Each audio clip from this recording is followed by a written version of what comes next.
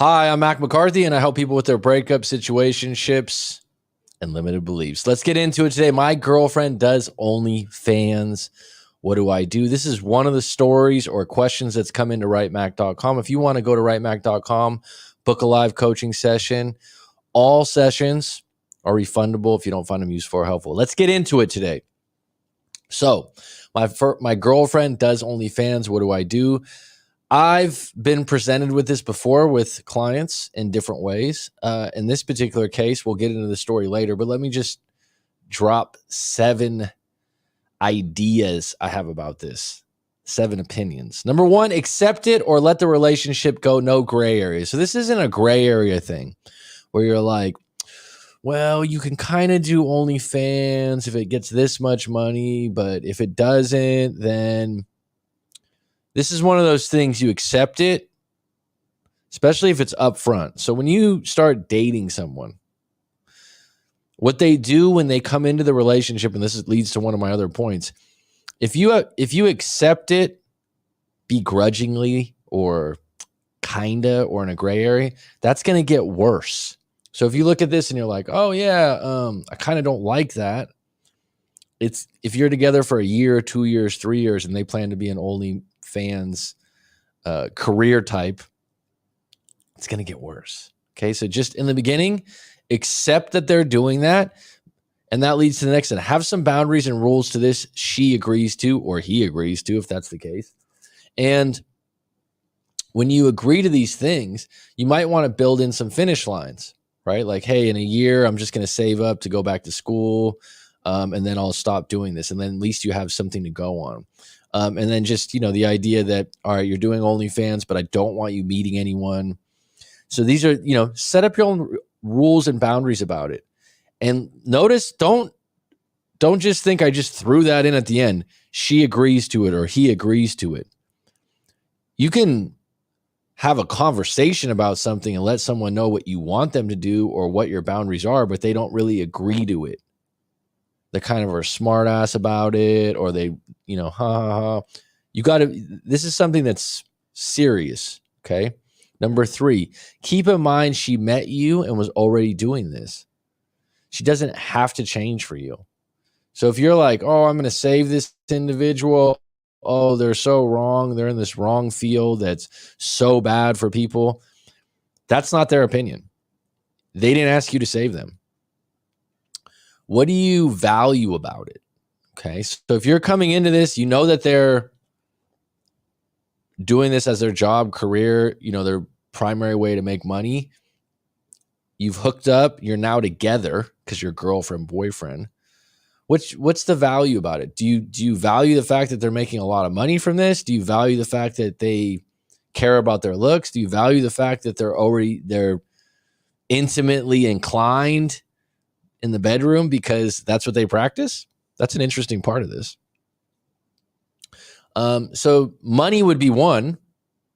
If that's not something you value about it, there's going to be problems later on. I'm not telling you to value that. I'm just saying that where's the value in it that you can see, that you can agree on, right? And the thing about money is it's like a lot of times people have a number. They're like, all right, you're making $500 a month. No, don't do that. You're making $30,000 a month doing that. Someone might change their mind about the value of it.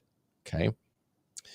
5, what's the trade-off? This is a great question. Like what, all right, your girlfriend does OnlyFans. It's not ideal for you. Some other guys wouldn't care. They're like, oh, you're making 20, 30 grand a month. Great. What's the trade-off? That they keep their body in good shape, that they make their own money, that you don't have to worry about them driving to work? I don't know. What's the trade-off? Identify that, because every relationship has trade-offs, and this is at the core of every relationship. You're with someone because they do this, and this good, but they do this, and this bad, but you can accept that the good are better than the bad. Now, like I said, the OnlyFans thing for most guys would be really difficult, right? Some guys wouldn't mind because money matters more to them. Number 6, what bothers you in the beginning of the relationship will bother you more as it goes on. This is just a rule of thumb. Been doing this for years. It comes up a lot. You start a relationship off, you kind of let some things go that bother you a little bit. And then if that continues for a year or 2 years, that just grows from a seedling to a tree of resentment and anger and upsetness, if that's a word. Number 7, how did you meet her? And was she doing this? Was she upfront about it? Did she hide it from you, or did she just tell you straight off? Or did you meet her on OnlyFans, as one of her customers? That counts, because if she told you up front, that means that she's more likely to be truthful about what she's doing in the practice. So if she lied about it in the front end, she'll probably be more apt to lie about the details of it later on. Just keep that in mind, right? How someone does one thing is how they do everything. Sam Luan, how you doing? Roller Girl, always a pleasure. And if you have any opinions on this, please throw it in the comments below. This is one of those things that is probably not going away. I haven't encountered it in the dating world. OnlyFans is a way for individuals to undress in front of a camera and have fans that pay them money. And they don't necessarily have to have sex or do certain things. They could just talk dirty. They could just take their clothes off. Okay. And it's huge right now. And like I said, I'm not sure it's going away anytime soon. So if you've been told up front, then you don't have a gray area about it. Don't be like, maybe I'm okay with this, maybe I'm not. Nah, this is kind of a big one. And the reason why it's big is if you accept it in the beginning, the biggest problem that I have from my Eagles perch, okay, is that any relationship you're in, you're going to deal with one person having more temptation than the other based on their career or their job. So, for example, bartenders. If someone's dating someone that's a bartender or a bar owner, I'm sorry, you're just putting yourself in a situation to be with an alcoholic or someone that cheats based on all that temptation. You have alcohol and you have people going there to hook up. Like, people go to bars to hook up. Singles do that, right? And so it's not necessarily that a bartender's a bad person. And there's different kinds of bars. There's sports bars, there's dive bars, right? But a bartender overall, they're going to have an opportunity and they're going to have more temptation, and they're more likely probably to cheat, even if their character's good. Does that mean that you can't date one? No, not at all. I'm just saying the probabilities are there, right? So if you got something like OnlyFans, or someone's basically artificially entertaining individuals, making them feel special, if they have a problem with you in the relationship, right? The first thing people do as a knee-jerk reaction when things get really bad in a relationship, a lot of people, not always, is they start going through the Rolodex of options. If someone's doing OnlyFans, they have a Rolodex that's already been on standby. So if they're going to get attention outside of you, you're not really special in that light. And so that's a problem with it. All right, so let's get into these ones. Didn't come up. Now, we do have a few other stories, so this isn't going to be the only topic we talk about today. Just haven't been on a live stream in a while and thought we would get some stories up because they've been coming in.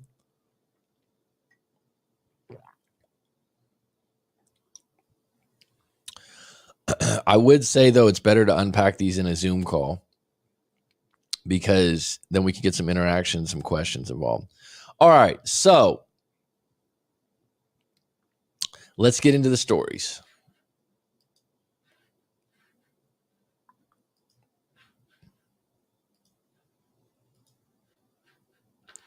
If I can pull them up. There we go. There we go. Coach, what's your take on allowing your girlfriend to do OnlyFans if when you met her, she was already doing it and making lots of money. So like I just said earlier, if that's the case, how you meet someone, you really have to take them at face value. If you're already trying to change something about them, let alone a career where they make a lot of money, good luck. It's not a good situation to be in. And it's probably going to end in a bad way. Money that she spends on me, but now we've been official and she's always on her phone flirting and sexting, but she says it's just her job. I'm feeling sad and triggered by it at times, and I'll admit I didn't care in the beginning, but now I'm introducing this girl as my girlfriend. I'm not proud of her in that way. She can feel it too. Well, hooking up with someone that does OnlyFans and officially claiming an individual as your girlfriend, boyfriend, partner, what have you, it's completely different. And so there's certain people that you say, well, this person would be a really good girlfriend. This would be a really good partner. And there's other people that you might say, oh, this isn't a partner. And in this particular case, you're dealing with two different things. Maybe you hooked up, maybe you had good intimacy, maybe you had a good, dinner together, but the topic's going to come up at a dinner party, Christmas party, you and your friends go out. So what do you do? And if that individual has to lie, it's uncomfortable. If that individual tells the truth, like, oh yeah, I do OnlyFans, even though you shouldn't, you do care what people think.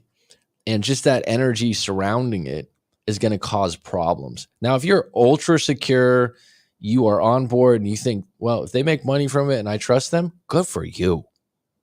If you're already feeling this way right now, I would say abort the mission, my friend. She can feel it too. I asked her how long she'd do this, and she laughed, as long as it pays. She also spends her money on a lot of material items, so I'm not sure if she's really saving much, which is another bad habit I discovered. All right, well, I mean, to be honest, this is what happens. People build a case why to break up or why to have a problem with someone else. It's her money. It's up to her. This is, if you are dating or with someone exclusively over time, you suddenly notice these things. So if you add that the one good thing about OnlyFans might be that she's making money, but she doesn't save it, well, then that depletes the whole reason of doing it, right? Because she's going to have to continue to do that to buy her bags and name brand items. So I'm not sure if she's really saving much. It's another bad habit I discovered. Here's the catch. I'm highly attracted to her, and she's always looks so sexy.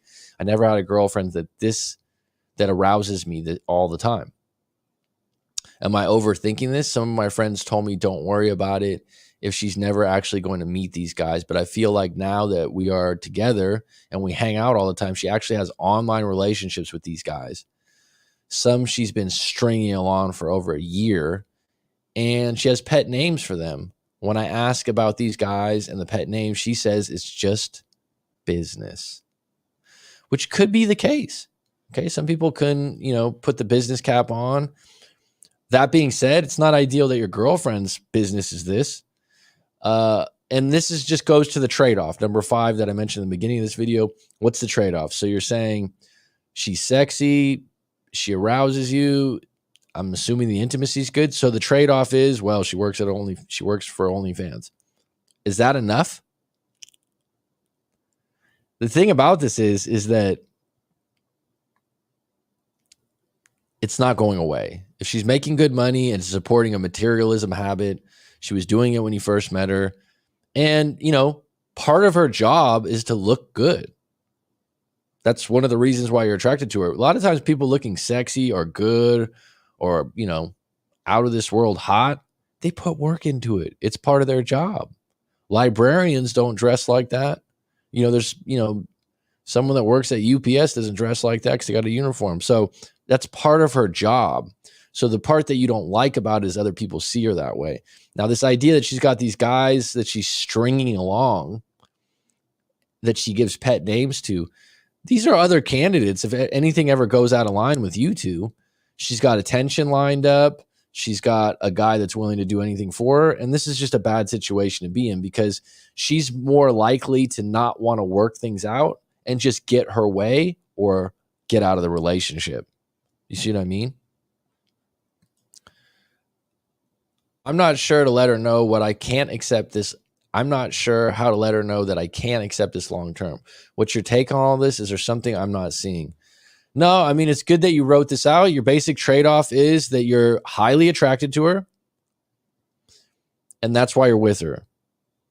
Okay. The idea that she makes her own money is kind of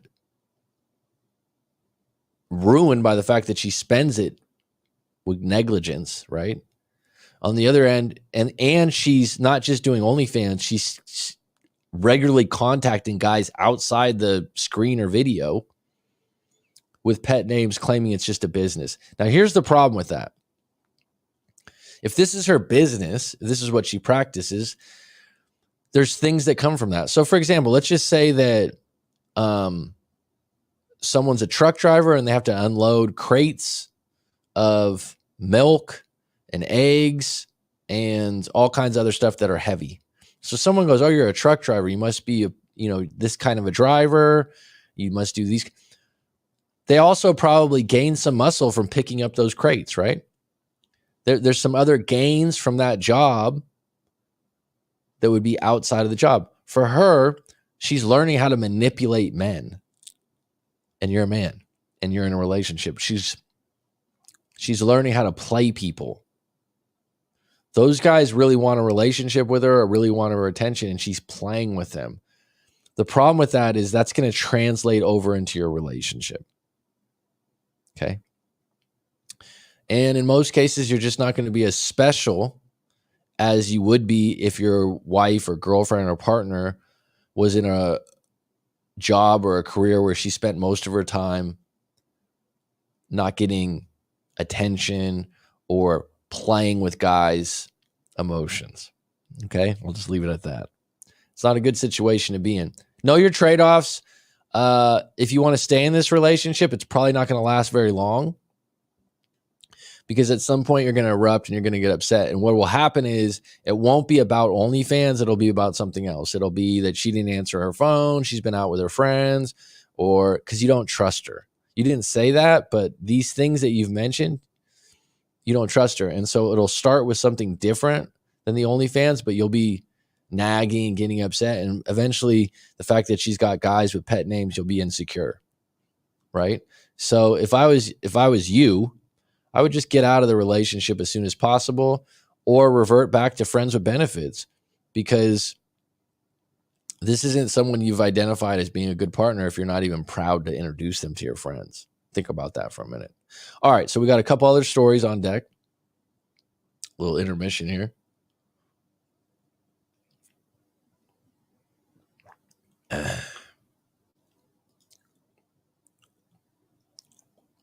All right.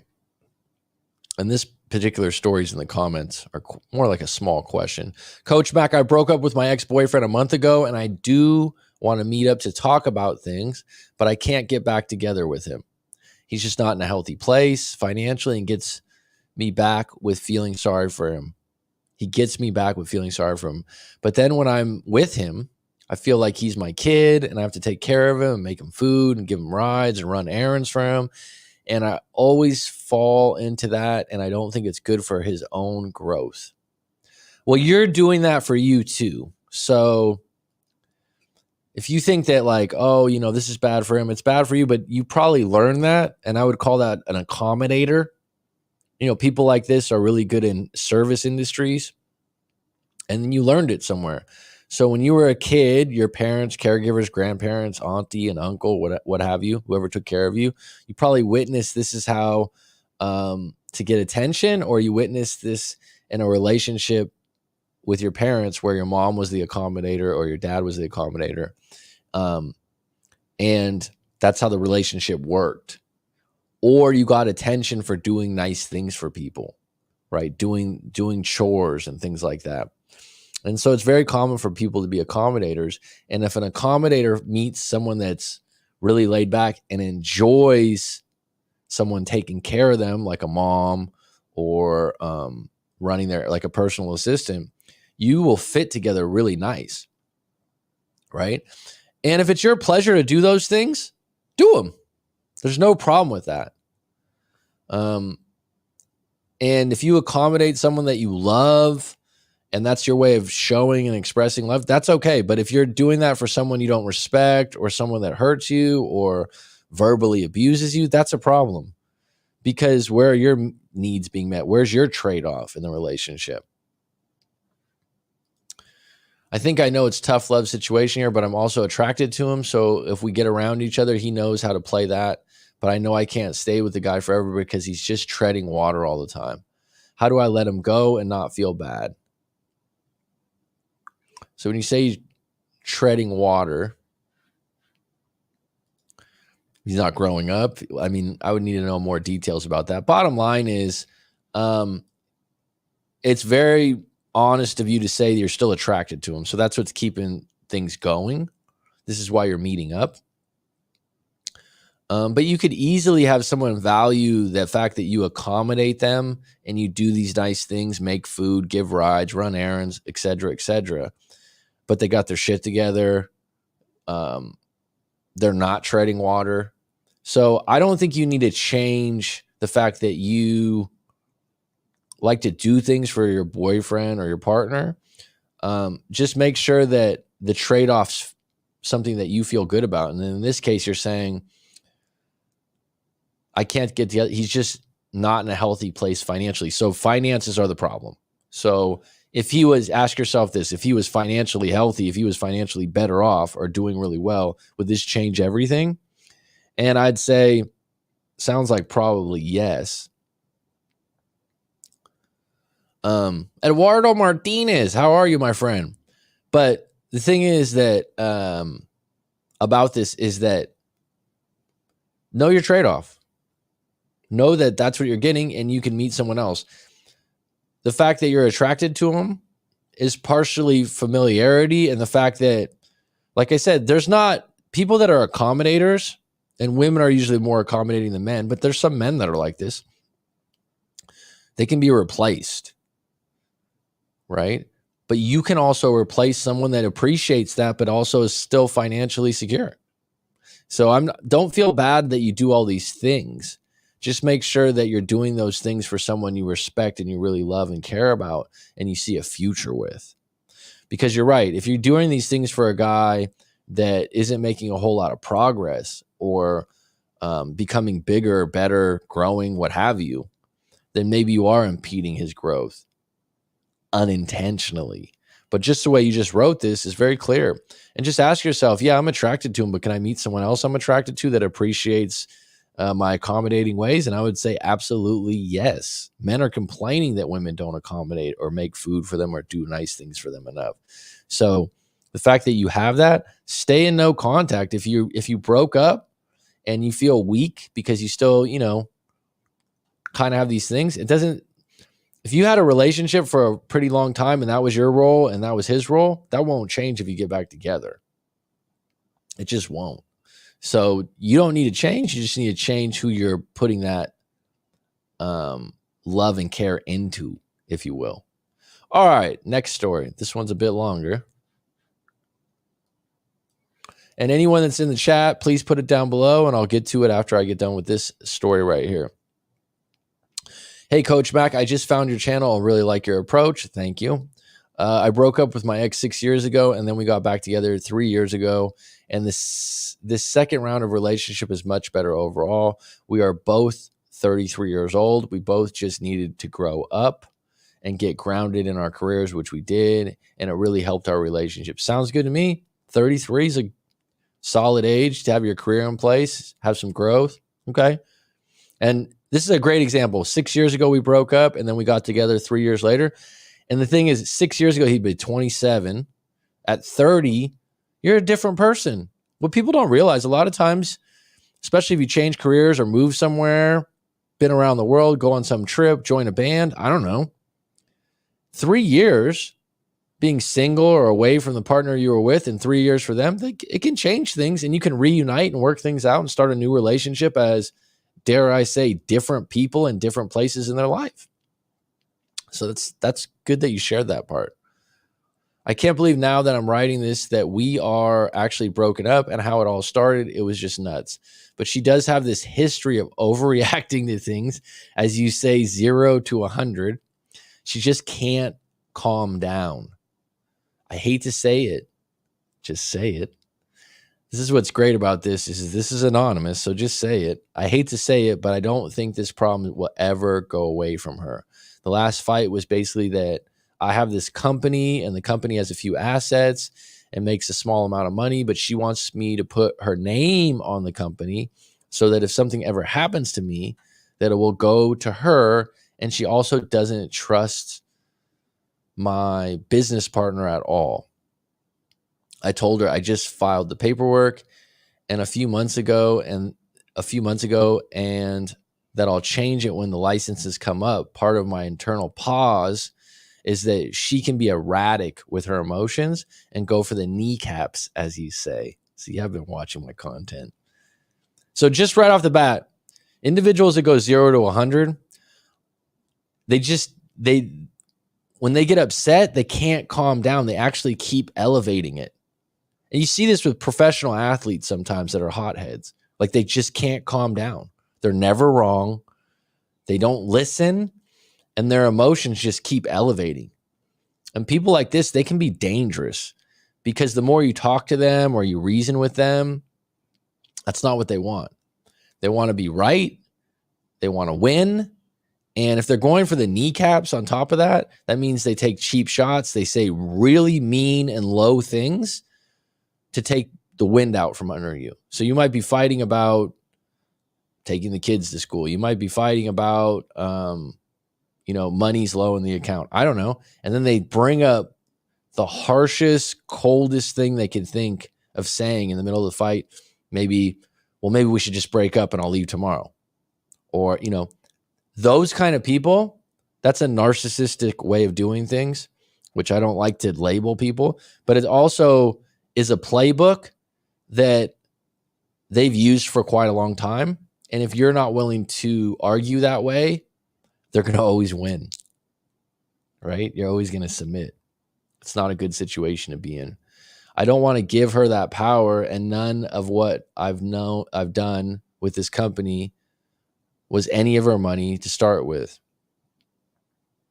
I don't think that's her point, though. I think her point is, like, if anything happens to you, then, you should leave it to me.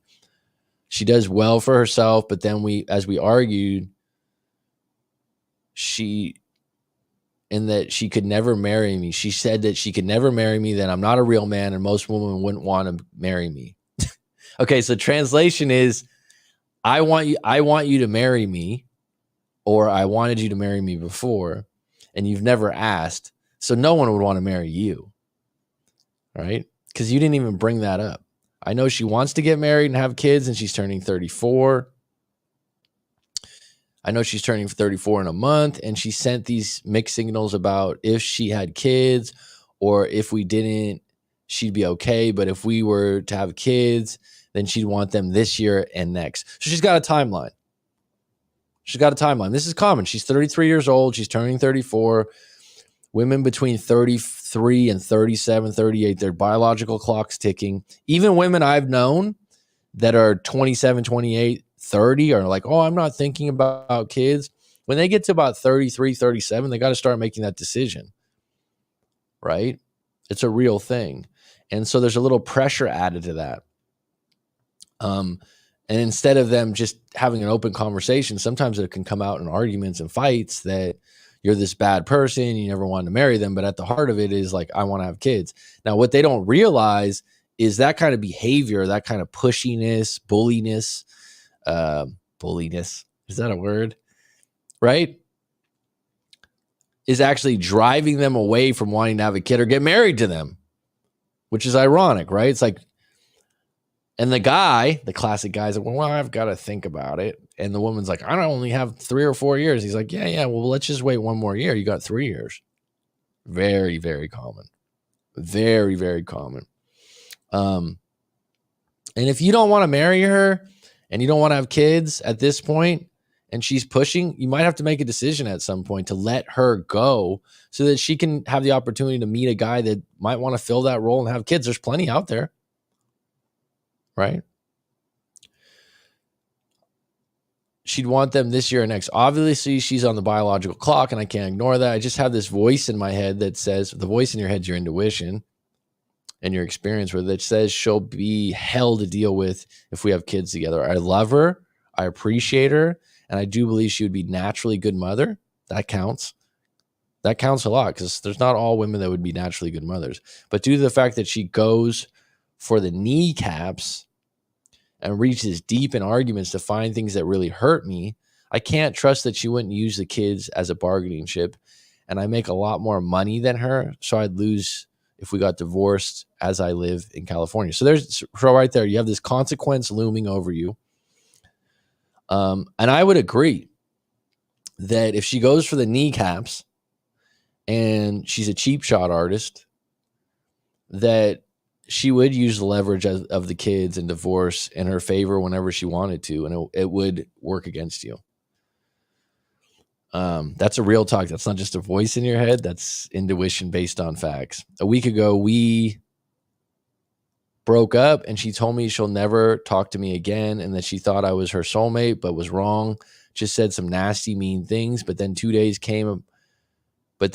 later came by the house and said sorry, and that she misses me. To be honest, I was relieved when she left, and I did miss her a little bit, but she's just dangerous and crazy when she bubbles up.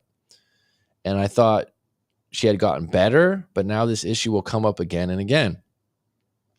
I can't help but think this is my opportunity to move forward. It is.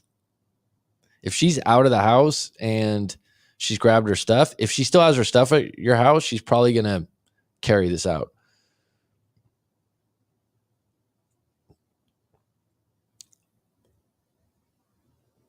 And really, to be honest, I was relieved. That's a big thing. Most time people are broken up. They miss someone. They feel mixed feelings. You're relieved. What does that mean? But I also know I'm susceptible to her manipulation, and that all it will take is hooking up again, feeling sorry for her, and then taking her back. But then knowing her this long and the added pressure of the biological clock, I'm not sure I'll ever get her to a point where she can handle disagreements like an adult. Dude, just read this story again as a stranger, and then give that stranger advice. Read this story again to your friend and tell them, oh, I got this off a website, and see what they say.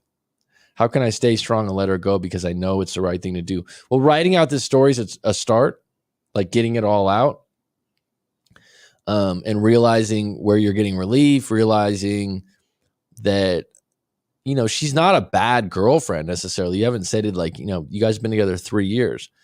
But now it's becoming a decision-making time where you have her biological clock's ticking. So her being emotional right now, she's got, this year or next, I want to have kids. I've had clients that I coach that are women that are the woman you're talking about, and they're not playing.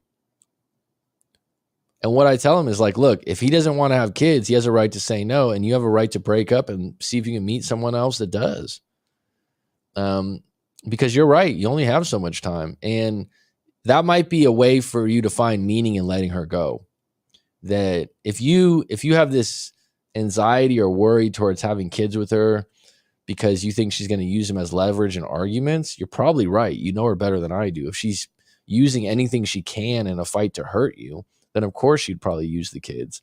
So I would say in this situation, make sure all her things are out of the house, be extremely fair, cordial, amicable, neutral. Let her get all her stuff. In fact, if she has to get stuff from your house or something like that, like leave the house.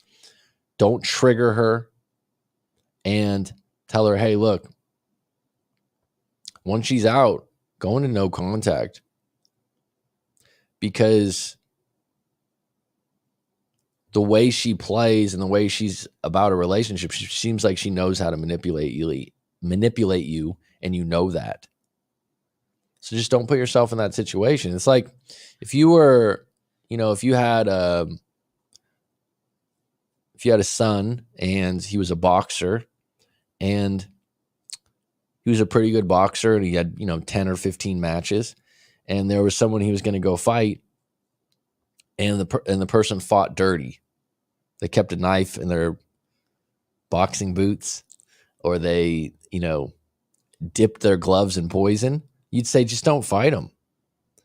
And sometimes in relationships, when you are with a partner that fights dirty, where they bring up stuff where you're like, this isn't even what we're arguing about, and you're just trying to hurt me. And they bring up like dark things to threaten you with, or dark things to make you feel bad that aren't true or are true, but it's just cheap. Those people are extremely difficult to get away from because they're willing to do whatever they can, and they're actually desperate. And desperate people are dangerous. And so you got to treat them wisely. So it's like that fight, if that was your son fighting that boxer, you'd say, just don't fight him. Right? Now, in this particular case, you've already, encountered what that person does. So you know better. And like I said, I would read that story again because you probably haven't written it out that way. So I hope that helps you. But you're doing the right thing by breaking up, moving on. Even if you didn't have the manipulation, like if you didn't have that manipulation and they weren't a cheap shotters, if you're not willing to have kids, and there's a lot of people out there right now, for whatever your reasons are, and you're saying, I wouldn't want to do that with her because of the manipulation and whatnot, whatever it is, she does. She's dug in on that. And she's got a finish line of, a year, 2 years. So what's happening is and women do this a lot, she's going to find a way to argue about other things. But really what she's really upset in her core about is that you're not married or you're not willing to have kids. So she's frustrated with that. So if you give her the opportunity to fight about or argue about something else, the emotion from that is going to build on top of whatever it is, you didn't pick her up from the airport, or whatever it is.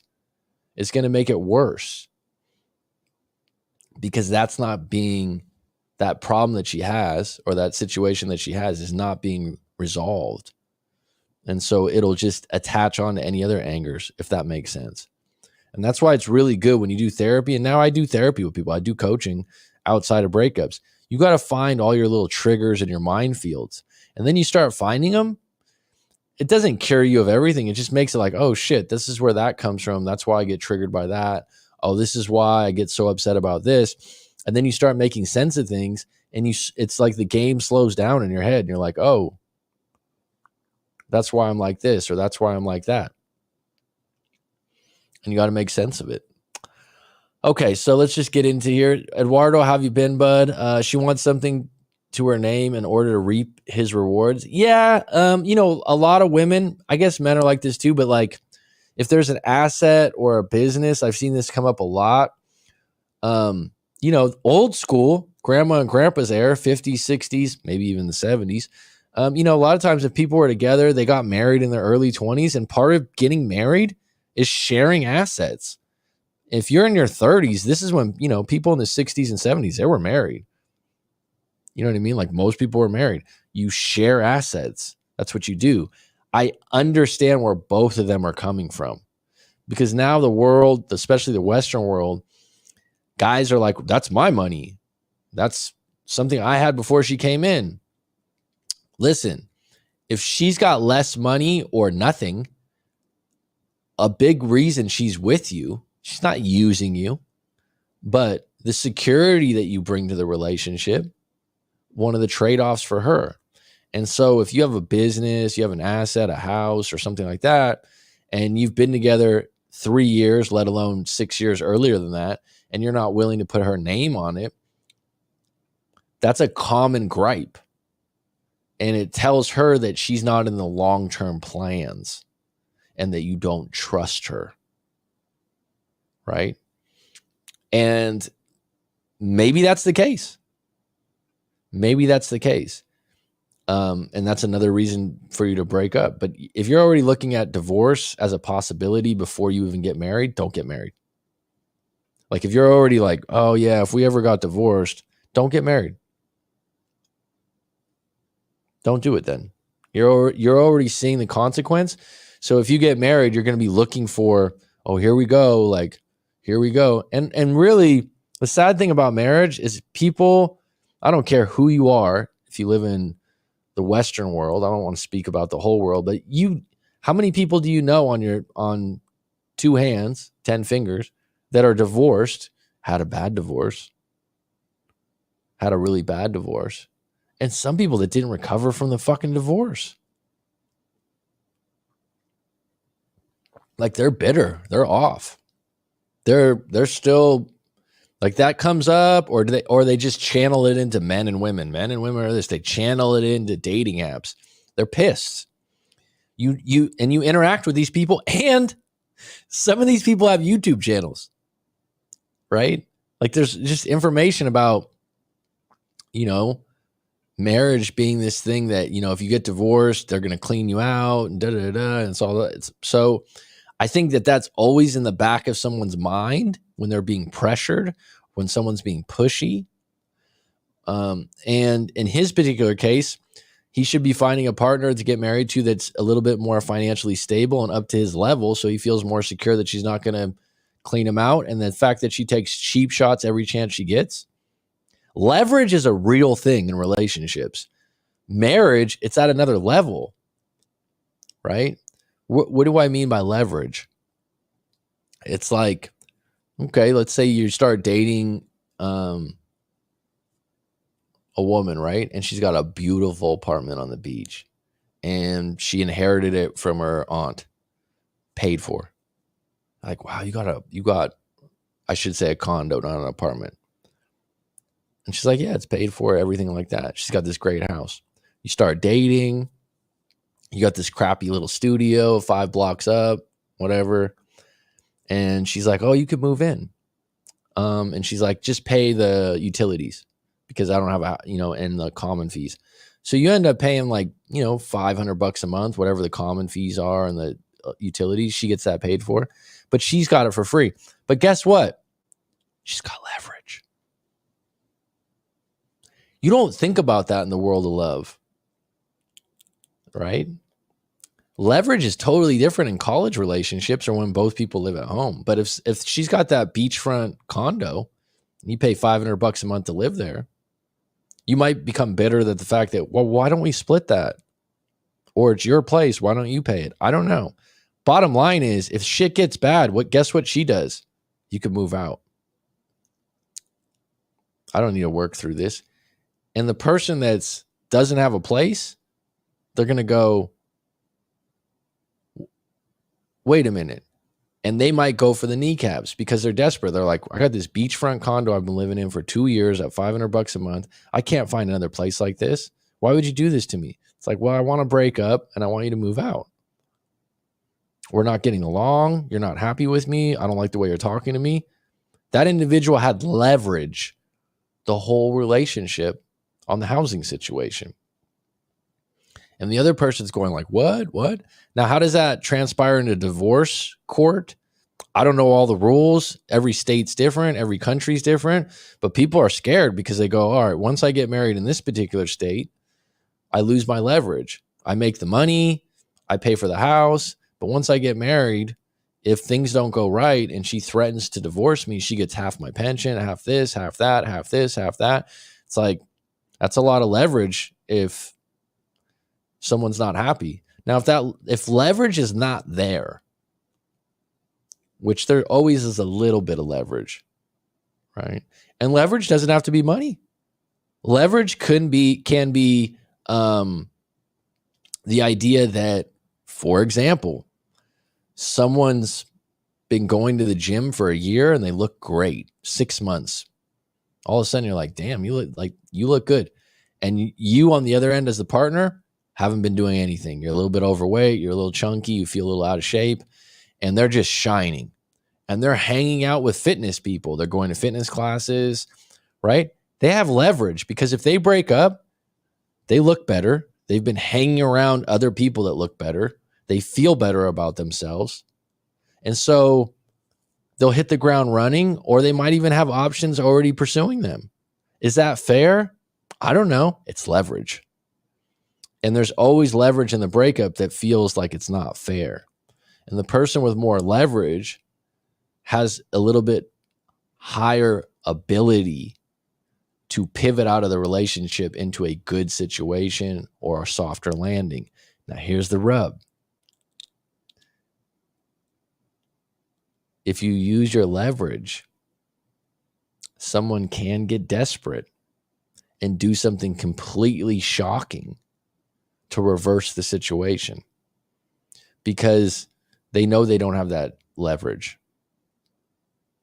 So, for example, the guy that's living at the beachfront condo, you can be like, the mind gets really creative when you get desperate, right? This is why you always see those movies where people are on an island and they discover how to, cook crabs and catch fish with a spear and all that stuff, right? Like the mind gets creative when it's desperate. And so if they're in a situation where they're getting kicked out of this beachfront condo, they have nowhere to go, they might create a situation where you need them or a lawsuit that you're going to throw on them for something, right? And so even though you have that leverage, if the person's like of low character, they can surprise you. I've heard these stories before, and I think I've repeated a few on the live stream before, but all right. Any questions from the live stream? Kind of went on there for 46 minutes. I haven't been on for over a week, I think.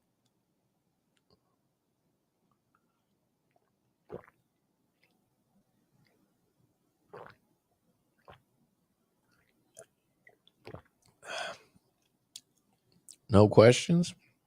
I think we got 6 on deck.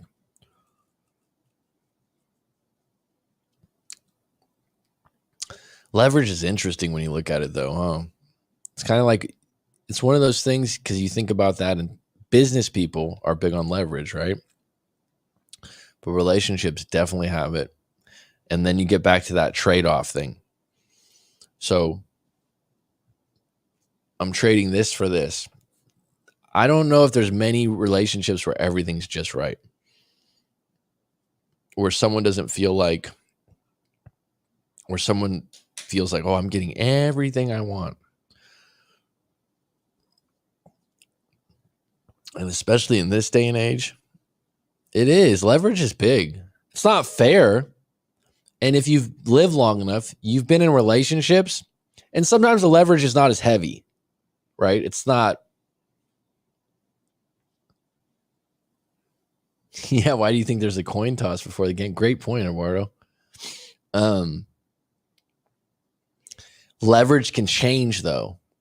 And so leverage changes quite a bit when you get married in certain states, and you're basically promising that you're going to be together forever.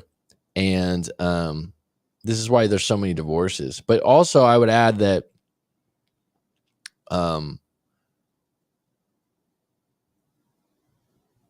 how that leverage is being used really says something about someone's character, right?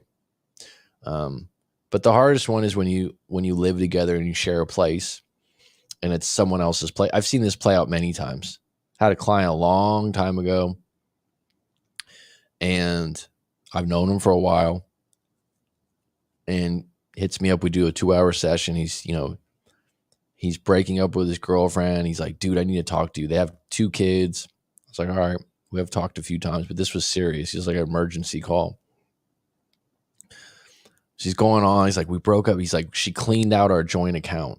So he said they had like, I don't know, 8 or 10,000. It wasn't an extreme amount of money, but a significant amount of money to just clean out. It's kind of a cheap move, right? And they were living at her parents' house in like an in-law unit, a really small studio, but it was free rent, right? In an expensive area of California. She has all the leverage. They have kids together, so even though they weren't married at the time, he's going to have to pay child support, which, to be honest, would be probably his pleasure. Like, he wouldn't evade that. Then the account, the reason why she took the money is she said he owed money.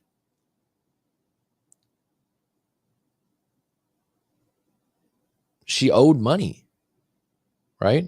Or he owed her money because of they're staying in her parents' place. I don't know if it was a rent thing or what, but she found a way that she was entitled to that money. And then guess what? Move out. I want you out. Get out of here. It's her parents' place, but it's her place. What was his trade-off? His trade-off was cheap rent. Oh yeah, I know we're staying at our parents' house, but like I'm saving up. Eventually I want to buy something. He wasn't saving up too much. And the area that they lived in was extremely expensive to buy a house. They were going to have to save up for 10 years. Right? So what advice do you think I gave him? I said, he went through 2 hours. She did this. She did that. Dude, I can't believe she did this. The account. I say, hey, look, you got 2 kids together. They had lived in this in-law unit for maybe like 3 or 4 years. And he was no slouch. He had a good job, made good money. Still does. I'm still in contact with him. He's doing all right. What do you think my advice was? It worked too. And the funny thing about giving advice sometimes, you just plant a seed. Someone doesn't even know where the seed comes from. And I knew probably they were going to get back together because number one, they had 2 kids. Number 3, they were a type of couple that they fought a lot and got back together. And neither one of them were a loser or anything. That's just, they were a passionate kind of couple. I knew that. Okay. So I said to him, well, let me hear it from you guys. What do you think the advice would be? And I'll check the comments real quick. Why do you think there's a coin toss before game? It's shared count. That's not fair. Absolutely. Real one. Nice to see you. His girlfriend does OnlyFans. Hint, she's not your girlfriend. She's the community girlfriend. I mean, that's one of those things. You're going to have to make those rules up yourself. I would never do it. That being said, you know, what's your standard on good practice as a girlfriend? Like I said, some guys, if your girlfriend made 50 grand a month, so a lot of these people, from what I understand, I had one client that's a guy that said he cleared 32 grand his first time doing OnlyFans in a month. Okay, so what is that? That's 360 grand in a year. Someone's like, oh, I would never do it. If someone set up the camera and did everything for you, said like, I'll get 30 grand. Obviously, I'm not doing it. But I can see why people with low skills or a high sexual desire would do it. Not for me. Would I have my girlfriend do that or be on board with that? No. If you want to do that, it's fine. But the number one thing you're overlooking, if you get, oh, I promise I'll never talk to anyone and I'll only hold business hours and all this stuff, the one thing that you're really putting yourself in a bad situation, okay, is that they just have a lineup of people that are going to give them validation and affection, right? So if anything goes wrong between you two, they have less of a reason to work it out. That's the way I look at it, right? And they're kind of building up kind of this superstar momentum. But the fact that in the story earlier where we were talking about the woman's in OnlyFans and she's carrying on with clients, because that's part of the job probably, is this persona or this brand of being someone that has to be on all the time, right? So jobs like an influencer or, you know, someone that's a public figure. This is why people like 9 to 5s, because at 5 o'clock they can turn off the they can take the uniform off, go take a shower. They don't have to go back to work. That character is off. That identity's off. Someone that does something like this, it's like, you know, you're constantly checking your DMs, you're constantly checking your pictures, your views, your likes. There's no break. And this is why a lot of these people end up depressed or upset or just a fucking mess. Not all. But it's not ideal. And I would say that they would probably be better off, an OnlyFans person would probably be better off with another person that was an OnlyFans person. Why would she even have the heart to do that knowing their kids involved too? So Sam, going back to that story. So he gets kicked out. It's her family's house. I don't know what the original argument was about. Okay. I don't remember what it was about. If it was about money, if it was about him cheating, I don't know, because he did get caught messing around a couple of times long ago. But my point is leverage. It was her parents' property. He's feeling good because he's got cheap rent. He's got 2 kids, right? He's saving up for a house. But it's going to take a long time because 2 kids are expensive and the area he lived in was expensive. But when they get in a fight, she can say, you know what, get out. It's my place. You know what, that joint account. So when she took that money from the joint account, I'm like, money's an issue, right? So I say, hey, look, I'm not telling you to do this, but this is one of your probably your biggest options. If you want to get back together, you guys want to stay together long term, raise these kids. Yes, he did. I said, dude, you got to move out with her. Get your own place. I know you really want a house and you've been saving for it. He's a responsible individual that was making pretty good money. And I go, you're probably going to have to move out of that area because the area is just too expensive. Yeah, it's your dream to live in that area, but you're going to have to move to a different area. So if you want to own the house, own it an hour away and commute or figure out something creative. But this leverage that she has now, it's also a hint like, hey, I want to get our own house. I want to get our own place. Real one, at the time, I'm not sure they were married, but they did have 2 kids. And one of the kids was like 4 years old. So I think with California law, because they're in California, I think that when you live together, I think it's 4 or 5 years. And when you have kids together, it's pretty much the rules are like you're married. If you do divide, if you do, break up, if I'm correct, if you hold the same address. But at the time, I don't think they were officially married. Okay. But 2 years later, and I'm not joking, he's like, hey man, I got a house. He ended up buying a house an hour and a half, 2 hours away from where they were. I'll just say they were in the Bay Area, which is very expensive.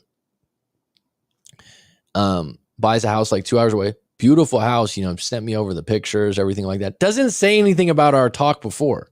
Doesn't say, hey, I remember when you told me this is what I had to do. Probably. I didn't tell him, do this. I said, if you want to stay together, this is a problem you're not seeing. You're seeing that, oh, we got this studio apartment for free from her parents, but you're not seeing she holds the keys. She has the leverage. So when you get in a fight, it's like, oh, that's cheap. Not really. She's just exercising her leverage in the fight. Puts her in a good situation. But she's also saying to you, like, we don't have enough money. I want some improvements. Is it fair? It's not my judgment. It's not me getting back with her. I'm not in his situation. He says he wants to get back. I say, hey, look, this is what you need to do probably. You need to get your own place. You want to buy a house, then buy a house where you can afford a house that's driving distance from where you work. Guess what? He made a lateral move. He had a city type job into a city that paid him more money, right? That allowed him to buy that house. And then he had to drive a little bit further. And they've never broken up again, as far as I know, or had the same problem. Are they going to have problems in the future? Maybe. The problems were a little bit about money, but also like she probably didn't like living in a studio. And that kick in the ass, which wasn't cool, wasn't fair, wasn't right. I didn't like it. But if you really want to get back together, it's about fixing the problems. Problems can be fixed creatively or just, oh, I want to buy a house, but this area, everything's, the common price for a house is $1 million. Oh, I got to save up for like 7 years. So you're going to live in her family's studio for the next 7 years because it's comfortable. So when we had that talk, it's just like, well, what about this option? What about if you still buy a house, but are in another area where you can afford it? And then, and I believe he got help from his mom to buy the house a little bit, like a little down payment help. The bottom line is that when you're breaking up and you just got to look at the problems. All right, if we get back together, this is the problem. It's like this guy right here that sent the story earlier. He basically is saying like, my girlfriend's 34. She gets really amped up in fights. She's pretty good, but like when she gets hot, she gets hot. And right now, she's really hot about the fact she wants to have kids in the next year or two and she wants to get married. And I'm not really sure. I'm not comfortable with that. That's a problem. So what, if we were doing a live coaching session, I'd be like, look, why don't you want to get married? Oh, well, I'm scared because my friends have been divorced before and I don't really know. All right. Do you want to have kids? Yeah, but not right now. Well, she just said this year and next, and she's 33. So you're going to have to entertain the idea of getting in fights all the time or having kids. But you're not going to go back to a hunky-dory, receptive, clean marriage because she's got a biological clock ticking. That's the problem. I'm not telling you to give in and have kids and get married. I'm telling you that's what she wants, and that's the problem. And what I told him that this other guy, I'm like, she didn't want to live in that studio under her parents either. But guess what? If you act up, this is my place. It's an uncomfortable situation to be in a relationship. It's tough. It's tough on the person that has to kick the other person out too.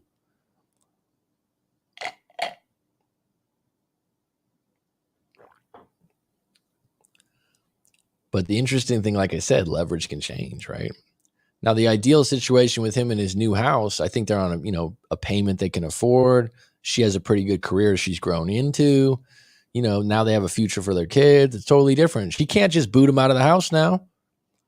She can't just say, get out of the house. Right? Now that joint account that they had before, that's going towards the house payment, right? Which is the primary, stalwart thing that you do in a marriage.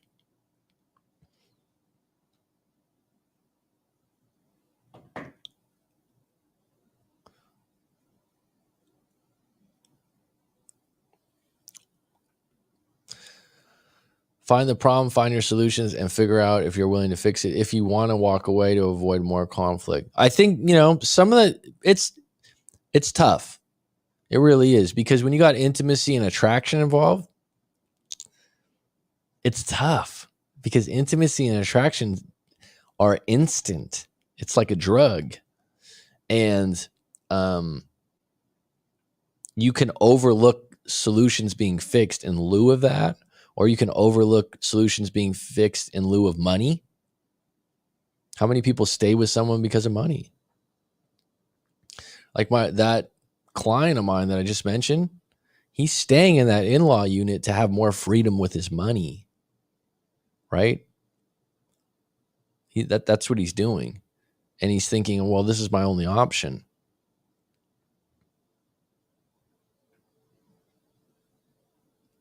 A lot of people, I'd say, want to get back together without knowing what the problem was, or just glazing over it and going, okay, let's just forgive each other. Let's just be okay.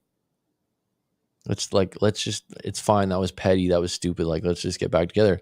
But if you dissect the problem a little bit and you're like, is this really going to get fixed? Or is this a problem that I can let go of? There's some stuff where you're like, you know what? I was overreacting. I was wrong. I've been in relationships where a girlfriend came back and we had a big fight or an argument. And it's like, it means a lot when you acted like an ass or you overreacted and you can say sorry. And this is something that can hold up a couple times, but then if it just becomes a pattern where someone does wrong and they say sorry to get out of it, that's not good. Right? All right, we got 6 on deck. Please let me know in the comments if any of you have any questions or comments or any suggestions for future topics of shows.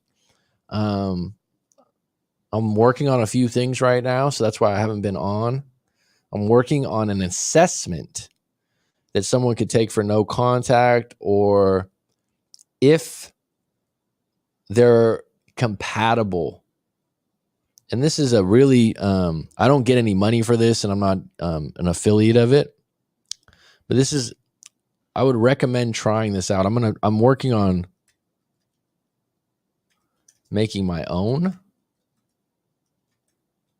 So understandingmyself.com, which Jordan Peterson plugs or markets. I don't know if he wrote the assessment. It's basically like a short personality assessment for yourself. Now, I did this and I found it pretty accurate. It's a kind of a broad range thing, but it was interesting to look at. It's $9.95, so it's not very expensive. But what they're not advertising, which is really cool, is you can have your partner or your ex or someone you're seeing take the test, and then you can stack them and you can see how you line up. And this is something I feel like no one talks about, compatibility of your personality. Because you got attraction, right? You got trust, you got connection, but like there's certain things about your personality. And by the way, I don't think you should match personalities. I think that different personalities help the puzzle pieces come together in your relationship, where you help each other in your deficiencies, if that makes sense. So, if someone's an introvert and someone's an extrovert, that doesn't mean they would be a bad couple, because when you go to parties, you're like, oh, at least, or when you go to events, they can do the talking. You see what I'm saying? But understandingmyself.com, I think it's a really good, and like I said, it's not plugged for the partner part until you go to the website. But seeing what your personality is against theirs, it's enlightening. And it's really, what would be curious is if you're broken up, is if you took the test and then took the test for them and then they took it. And the interesting thing is, if you're broken up, you guys can send each other the email of the results and you can compare, like, oh, okay, so this is where we are so off or so different. I'm working on one of these assessments now because I think it's really useful, right? And also still working on the laws of a breakup, the 48 laws of a breakup. That'll be coming out soon.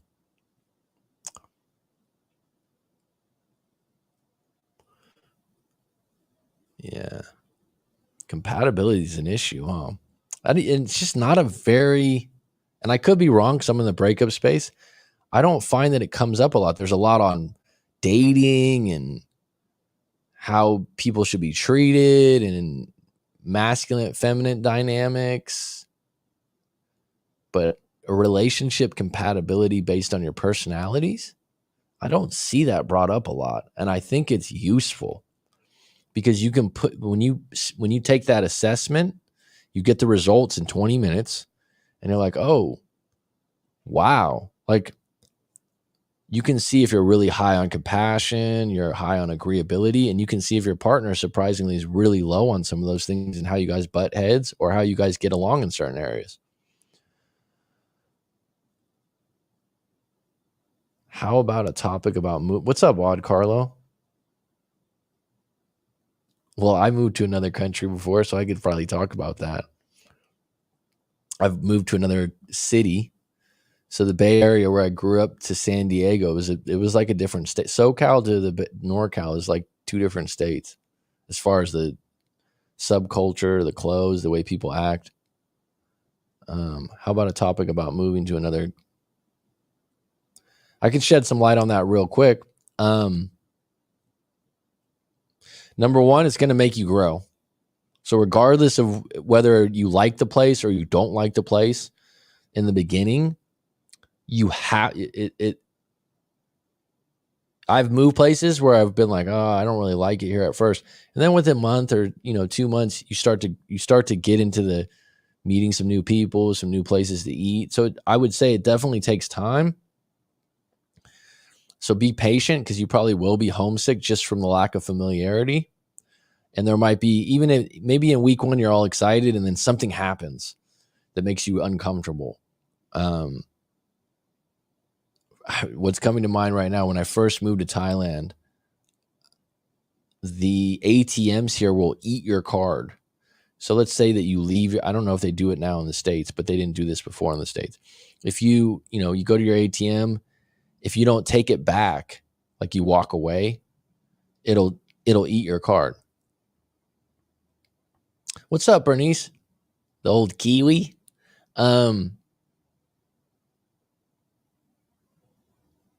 That will eat your card. So when they eat your card, I didn't know where to get it back, and I had an American, Wells Fargo, I think at the time or something. So I was all worried. My card, I'm in another country. I'm all worked up. Someone maybe got my account. Where in the States, I would have felt more comfortable calling, going to the bank where they speak English and all these things. And so just realize that wherever you go to, country or state, there's probably going to be a few moments that you get worked up because you don't know what to do. Ask people for help, not just Google. Like, hey, don't be shy about, hey, where's a good place for this or that? Ask people that are locals for advice is one thing I'd say. Ask people on the job for advice. People value when you give them the opportunity to help you. It's a way to make friends in that way. Now, moving to another country or state for a partner, if you are right off the bat, when you tell me that one, I wouldn't live together. Get your own place. So if you have been online buddies or whatever it is, because there's a lot of these relationships now where people meet online and they're gonna meet up in a new place and they haven't met for a year, 2 years, 6 months. When you go over there, make sure you got your own place because you don't know what you're getting into. I mean, if you're cool with that and you're like, oh no, I know them, we've talked every night for a year, it's like, just make sure you got your own place, because if you don't have your own place and you move in with them, you're jumping a step, right? You're jumping a step way too quick because you're going 0 to 100 on that. So I would suggest that if you have a partner there.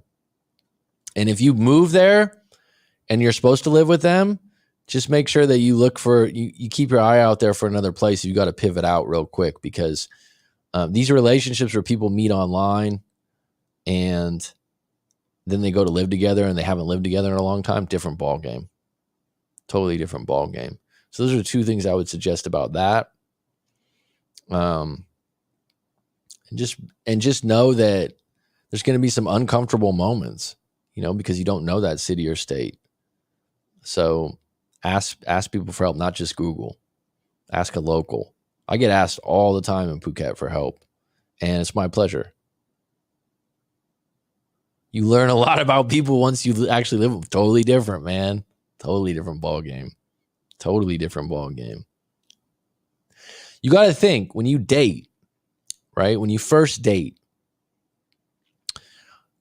your first few dates, most people, even people that are messy or unhygienic, if you will, okay, when they go on a date, they're going to make sure they brush their teeth twice. They're going to take a shower, I hope. They're going to do everything on their best behavior. They're going to prepare for that date. They're going to have their nice clothes on, whatever. But when you live together, you get someone 24/7. You also, it's the same thing with roommates, really, right? Their problems become your problems, and their inactions while you live together are going to affect you. I mean, that's a great point. Just if there was a roommate compatibility assessment, you could apply it to when you're thinking about moving in with your partner, because it's different. It's different for sure. And I would say that when you live together, make sure whoever it is, that you have weekends or 3 days where you go out, or you just go to dinner with your friends or meet your family once a week, where you guys just do some things separately, especially if you have jobs that allow you to be around each other at home a lot more, because a lot of people work from home. So whereas before, if you worked all day and you were out on the job, you didn't see each other all the time. You try to show the best versions of yourself when you are just dating, and when you live with them, there's no hiding anything. That being said, I've had 4 long-term relationships now where I've lived with girlfriends. It's been pretty good. It's been pretty good. But like I said, it is absolutely different, and you learn some things about people. I would say the hardest part when you live together too is that when you are getting sick of each other, which is just human. Okay, it's just human. Your best friend in the world, your mom, your dad, whoever you like hanging out with the most. If you lived with them for 6 months, you're gonna have moments where you're pissed off, angry, upset, fed up, right? Like even people you like, and you just need to take 10 minutes away, or you need to get out of the house. Make sure you're getting out of the house. You know, I just had this in my mind after visiting US, checking the environment. I enjoyed every day staying there in 2 weeks. Met my pals, couldn't relate to more people. I couldn't relate to more people there compared to my country. Well, where you're in Norway compared to Texas. All right. So just being someone that's lived in different countries before, it's just human to do things the way you do things. Driving in Norway is probably different than driving in Texas. Going to the doctors, doing these things. You're not going to change it to your way. So the common thing is people go, well, in Norway we do it this way. Well, in Norway it's like you're going to have to adapt to the new way. And some things you're going to like, and some things you're not going to like. And just be open to that. Be open to trying new foods. Be open to trying new methods. And sometimes it surprises you. And you can the great thing about living in other cultures and different places, you can learn some things. You're like, wow, that's a good way to do things. I never thought about doing that. It's like back home in California, when people get air conditioning for their house, they get these giant air conditioners that go all around the house. They're extremely expensive. You turn it on and it cools the whole house down, but it's highly expensive. In Asian countries, they have these little air conditioners that you mount on the wall. LG has them, Samsung has them. I think they're like $500, and they're just a room air conditioner. They sell them in America. I rarely see them at people's houses. People usually have the giant air conditioners. It's like, wow, this is a great idea. Great. I mean, why don't we all have these? Bigger, better, badder kind of thing. It's way more economical if you have a 2-bedroom, 3-bedroom, 4-bedroom house, to have an air conditioning that's $500-$600 in each room, and just use it when you're in the room rather than cool the whole house that you're not using, right? So like, it's kind of a random thing. You'll just pick up things. It'll season you. So I applaud the fact that you're going to move, because you're going to learn some things. You're going to go through some things. You're going to have some stories.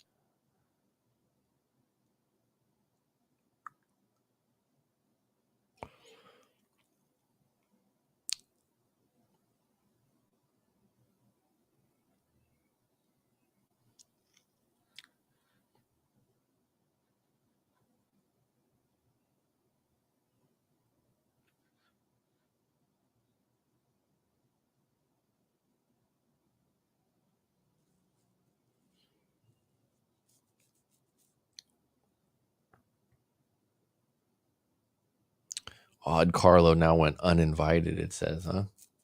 What's the story with that, with your name? Uninvited.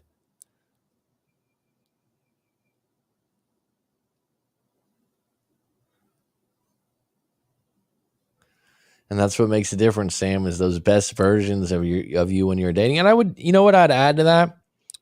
Sometimes when people date, they aren't the best version. Some people will get really nervous because they're just, they're just nervous or uncomfortable or shy.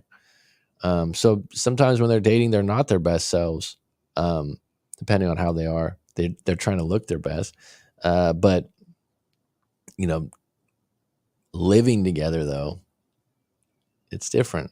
It's a good experience, though. I mean, when you go from living with someone to not, you realize how much they do, usually, like whether that's around the house or, when you're sick or you need someone to help you out with a ride or something like that. There's a void. But if you end up living with someone that's a train wreck or, a really bad person, that's tough. And it's a good lesson to be discriminative about who you live with.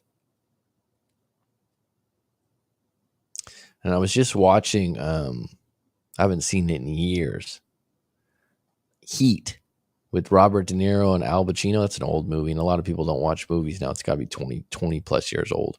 It was a classic. And Robert De Niro is always like, I got to look up the quote. Anywhere you're at, if you smell the heat, you can get out of there in 20 minutes flat. You can leave your girlfriend, you can leave your wife, you can leave your situation, your house, and you can be able to do that. It's like if it could be that easy, huh?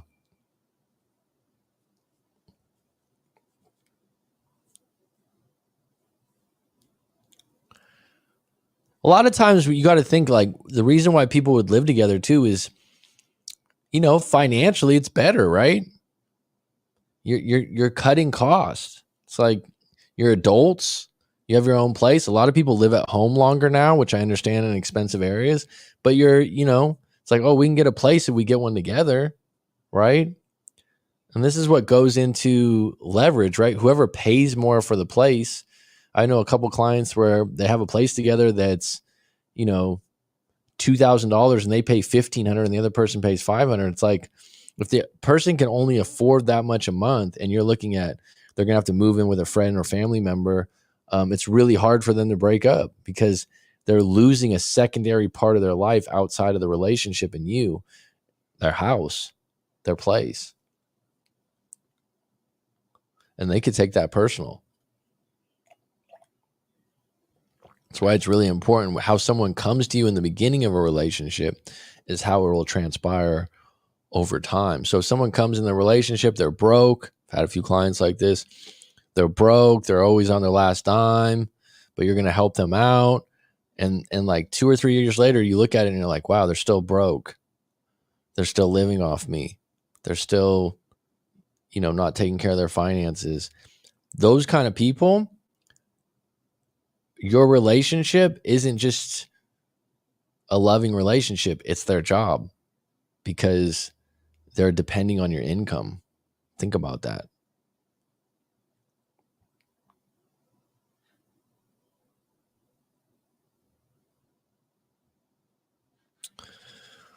All right, folks. This has been good. I'm definitely glad to see you, Bernice. It's been a long time. I hope you're doing well in the land of the kiwis. Actually, one of my favorite fruits. I'm not just saying that to be nice, but I love a good green or yellow kiwi. Odd Carlo, I hope that the move goes well for you. Regardless if it goes well or doesn't go well, it's like I said, it's going to make you grow. It's going to make you learn a lot and put you in a position where you're uncomfortable sometimes. And that's a good thing, right? That's a really good thing. Sam Lujan, always a pleasure. Eduardo Martinez, hope you're doing well. I did get my sleep. Real one, I think I've seen you in the comments on a couple of videos. I just want to say thanks for chiming in on this one. You are appreciated. Let's just take a quick look here.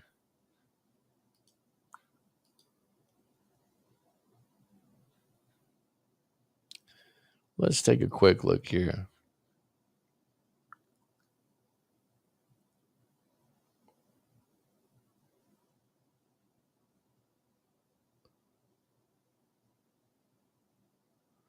Man, YouTube does this thing now where they suggest you a lot of things, huh? It's becoming more and more commercially.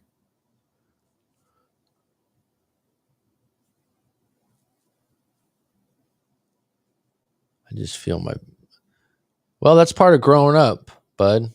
Sometimes your parents or your family or your brother don't always support things, but as an adult, you got to make moves. You ever watched a good movie about a hero or something like that? There's people that don't always agree with what you're doing. They don't always think it's a good idea. And as long as you're not hurting them, you got to ride and do your thing. You got to follow your bliss. You got to follow. If this has been knocking at your door, Odd Carlo, you brought it up multiple times in live stream. Fucking go for it, dude. And your parents and your brother, if they love you and they care about you, they'll come around, right? They just miss you and they probably don't want you to go. But the reality is you have Zoom. There's all kinds of way to adapt to living long distance. But you know what I mean? It's okay. Like sometimes when your parents don't agree with you on things, and parents are different, or your brother, like usually if you're not hurting them directly, like yeah, they're gonna miss you and stuff. They'll come around.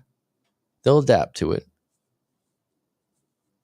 And if they don't and they give you a really hard time about it, they probably already were someone in your life that probably you need to take a break from anyways, because they're taking too much room in your mind, right? All right, folks, it's been good. It's been grand. Thank you, Sam Lujan. Thank you, Odd Carlo. Thanks, Eduardo and Bernice and everyone else. If you want to go to writemac.com and book a live coaching session, all sessions are fully refundable if you don't find them useful or helpful. If you want to try some hypnosis, that's on deck also. Been doing a lot of that with clients recently. If that's something you're curious about, you can send me an inquiry about it.